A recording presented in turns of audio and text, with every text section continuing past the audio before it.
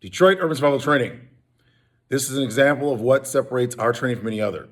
This is a video of an abduction that took place. I stopped the abduction as the man dragged her into the car after many of the residents in that community were calling 911 and calling security. We work for that community. And this is what we do in real life. We actually protect people with our skills. So when you're looking at our videos, remember what you're looking at are the actual skills we've used for the past 27 years, protecting ourselves and protecting others.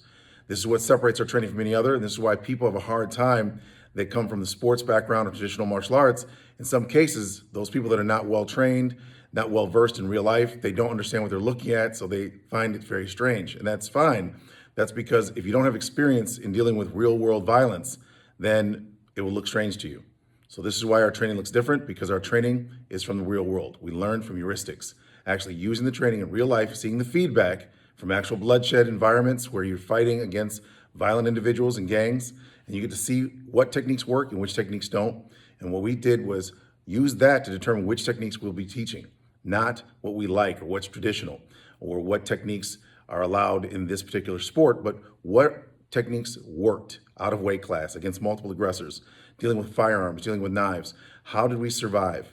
And over the past 27 years, we got a chance to actually test our training. And without that testing, your training is not really for that condition.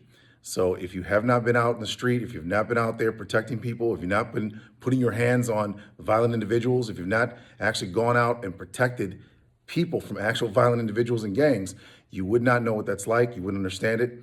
And of course, that would get you killed if you try to use training for sport in a survival scenario. And that's why many people have died. There are many people that took their sport training and they went out and they tried and they died. And that's why our training is so important, especially now. There's so many people around the world that are trying to use sport fighting for actual situations and they're dying. Our goal is to save lives by sharing with them the knowledge we know will help keep them alive, because it helped keep us alive. And of course, all the families we've been protecting for the past 27 years. We've never had a family killed, and none of our families have been abducted, shot, murdered, and as a result, we're successful. And that's because we create safety safely. And intelligent options have increased our survivability, so we know they'll do that for you.